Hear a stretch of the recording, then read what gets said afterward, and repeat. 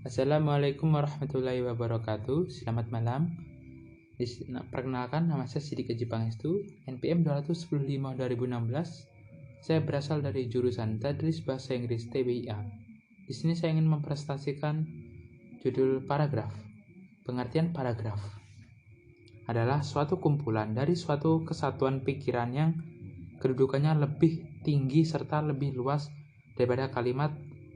Dapat diartikan pula paragraf adalah bagian dari sebuah karangan yang terdiri dari beberapa kalimat yang berisikan tentang informasi dari penulis untuk pembaca dan pikiran utama sebagai pusatnya dan juga pikiran penjelas sebagai pendukungnya.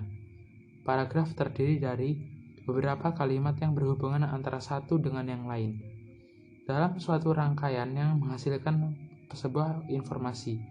Paragraf juga dapat disebut sebagai penuangan ide dari penulis melalui beberapa kalimat yang berkaitan dengan dan memiliki satu tema. Paragraf juga dapat disebut sebagai karangan yang singkat.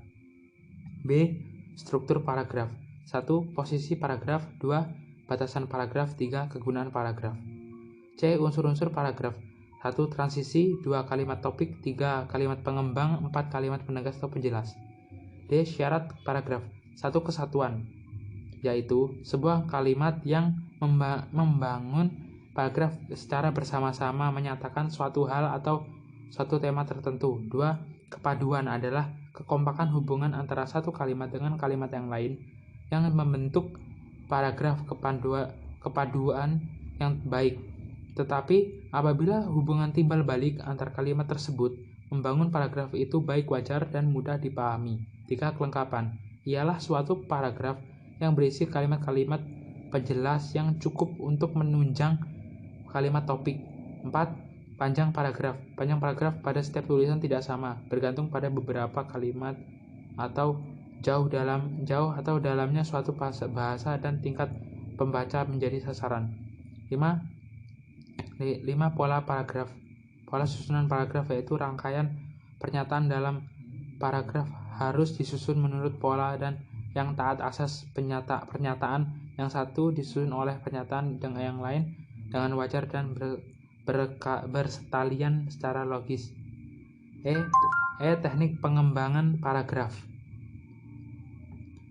1. Secara alami. 2. Klimaks dan anti klimaks. 3. Umum secara umum khusus dan khusus umum. F. Manfaat paragraf. 1. Mengekspresikan gagasan tertulis dengan membentuk atau memberi suatu pikiran dan perasaan ke dalam serangkaian kalimat. 2. Menandai peralihan gagasan baru bagi karangan yang terdiri dari beberapa paragraf. Ganti paragraf berarti ganti pikiran.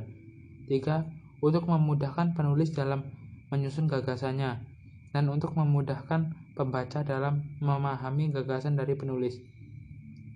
4. Untuk memudahkan pengembangan topik sebuah karangan ke dalam bentuk pemikiran lebih kecil.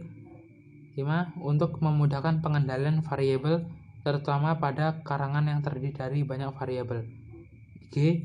Jenis-jenis paragraf berdasarkan pikiran dan utamanya. Paragraf deduktif yaitu paragraf yang menjelaskan, yaitu paragraf yang kalimat utamanya terletak di awal paragraf dan kalimat penjelasnya diletakkan setelah kalimat utama. Paragraf induktif yaitu merupakan kalimat yang kalimat utamanya terletak di akhir paragraf dan kalimat penjelasnya terletak pada kalimat utama.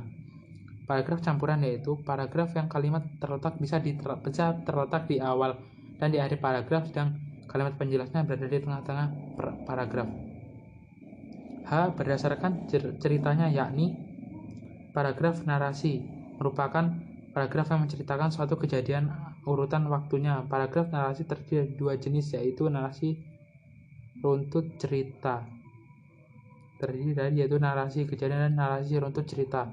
Paragraf eksposisi yaitu paragraf yang bertujuan untuk memaparkan, menyampaikan juga menerangkan suatu topik kepada orang lain. Paragraf argumentasi yaitu paragraf yang menuangkan ide, gagasan ataupun pendapat penulis yang disertai bukti dan juga fakta.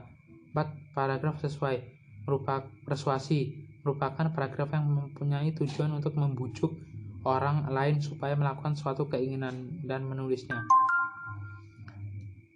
berdasarkan tujuannya. Paragraf pembuka yaitu memiliki sifat ringkas, menarik, dan bertugas menyiapkan pikiran pembaca kepada masalah yang diuraikan. Paragraf penghubung berisi inti masalah yang hendak disampaikan kepada pembaca secara fisik. Paragraf ini lebih panjang daripada paragraf pembuka. Paragraf penghubung tergantung pola dan jenis karangannya. 3. Paragraf penutup yaitu berisi kesimpulan atau penegasan kembali mengenai hal-hal yang dianggap penting. Yang terakhir, berdasarkan isi. Paragraf deskripsi ditandai dengan kalimat yang tidak tercantum secara nyata dan tema paragraf tersirat dalam keseluruhan paragraf. Biasanya dipakai untuk melakukan sesuatu hal, keadaan, situasi, dan cerita. 2. Paragraf proses, yaitu ditandai dengan tidak terdapatnya kalimat utama dan pikiran utamanya tersirat dalam kalimat, jelas memaparkan urutan suatu kejadian atau proses meliputi waktu, ruang, klimaks, dan antiklimaks. Yang terakhir, paragraf efektif yaitu paragraf yang memenuhi ciri paragraf yang baik. Paragrafnya terdiri dari satu pikiran utama dan lebih dari satu pikiran penjelas. Tidak boleh ada kalimat tumbang, harus ada koherensi antar kalimat.